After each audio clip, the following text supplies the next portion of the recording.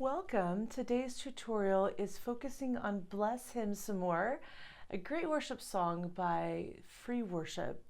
This is part of the class piano course that I'm teaching, so we're going to do this song in several tutorial videos.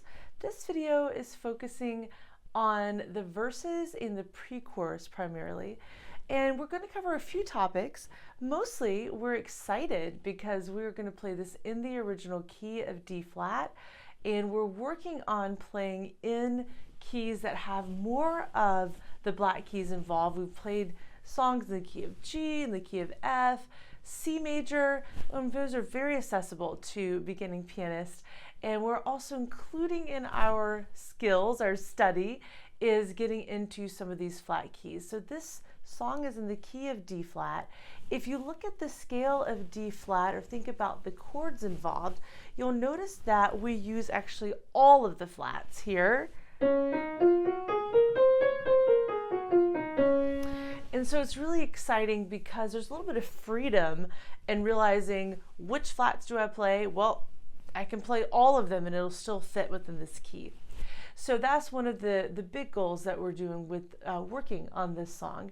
Now let's move forward. The next idea is talking about our chords and where they fit on the keyboard. So we have three basic chords that are happening in the verses.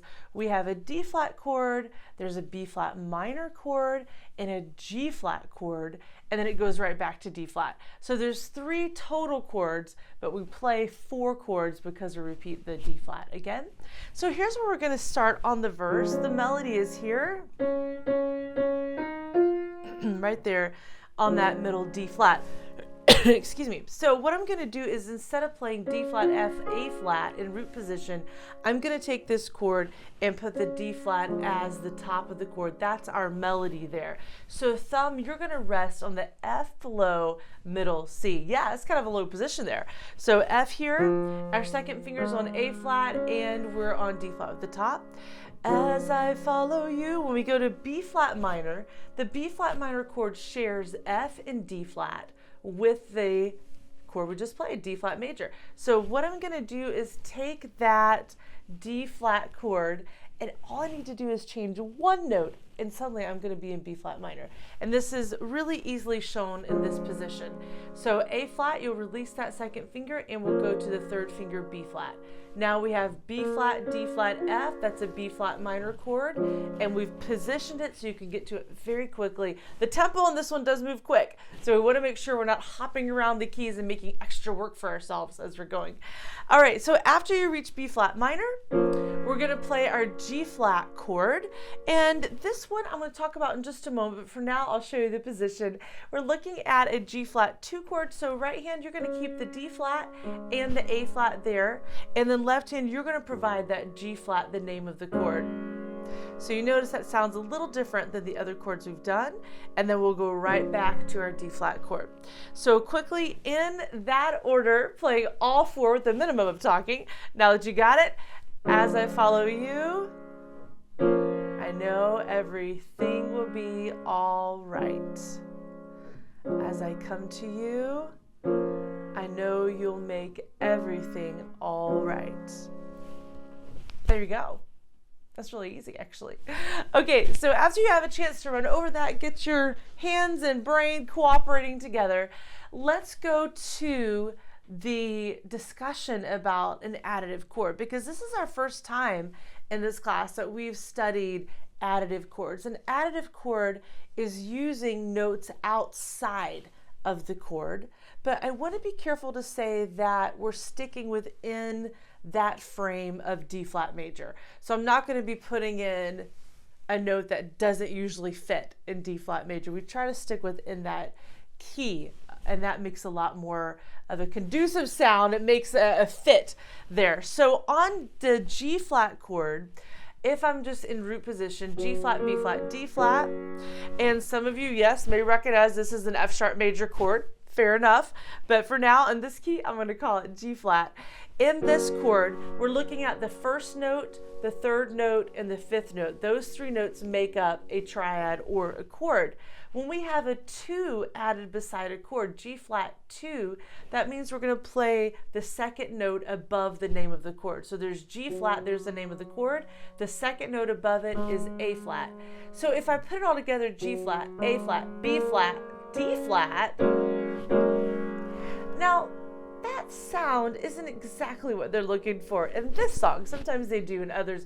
It sounds more like a suspension. So what I'm looking for here is I'm going to simply open up and play the second and the fifth. I'm going to put that bass clef into action, the left hand, and I'm going to play the root down here. Noticing for this quick chord change, I'm leaving out the middle voice B flat. Because the chord changes so quickly, I don't feel it's necessary to make a big deal about getting every single note in the chord. I want to just create that open sound of the G flat 2, which is a different chord quality. It's still major, but we have that extra note in there, that additive.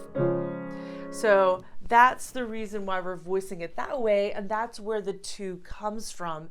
It's something outside the first, third, and fifth note of the key, but we're adding it into the chord to make a special sound there.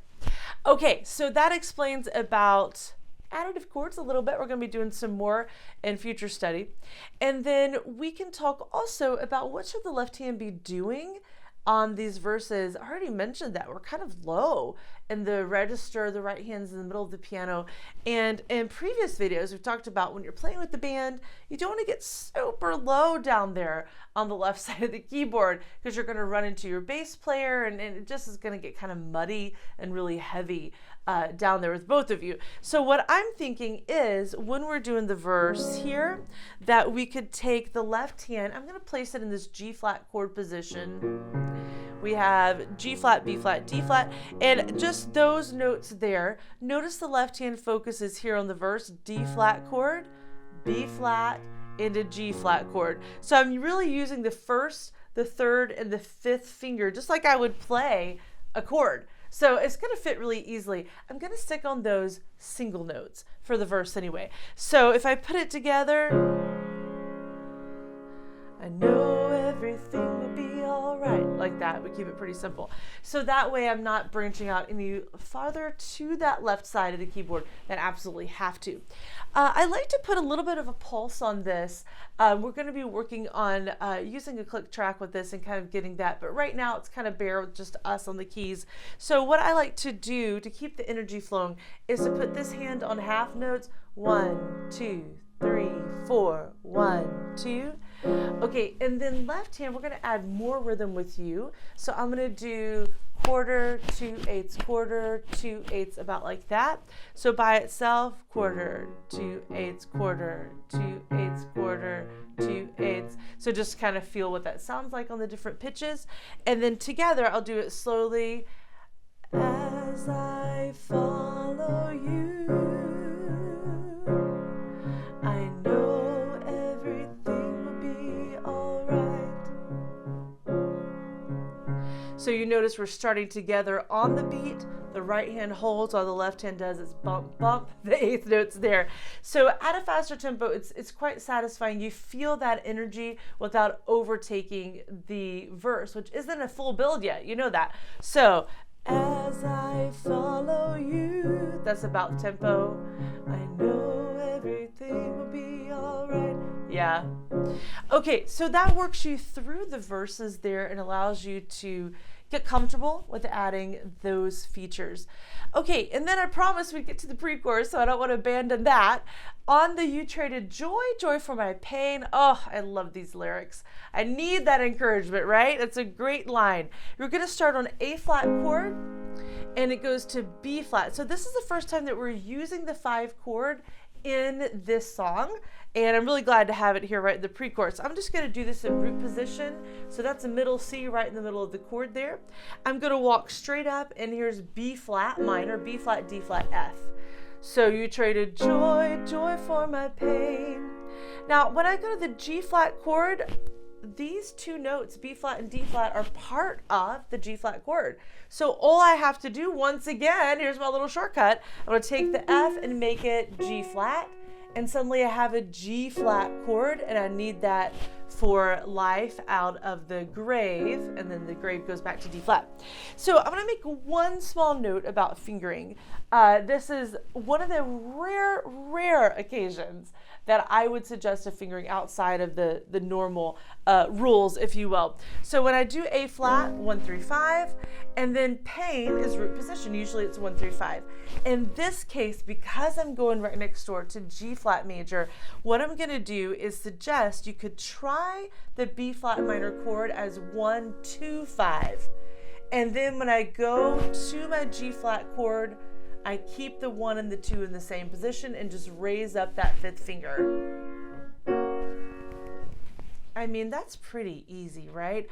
I want ease when I'm playing. I don't want to have to be worrying and fussing about where does my hand go with these chords. So that would be a really good solution that might work. It works for me, maybe it'll work for you.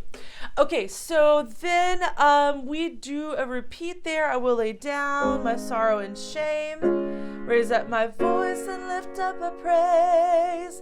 Okay, so you can go through that, all those 3 sections, both verses and the pre-chorus, and we've got the position sorted out for that.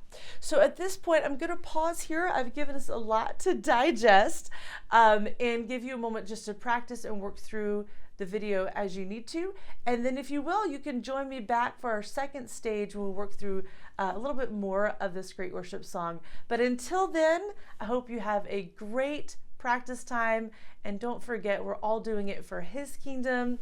It's worth it. This is totally worth all the hours of investment you put into it. It's so wonderful to share the gospel message with our music. Hope you have a great practice.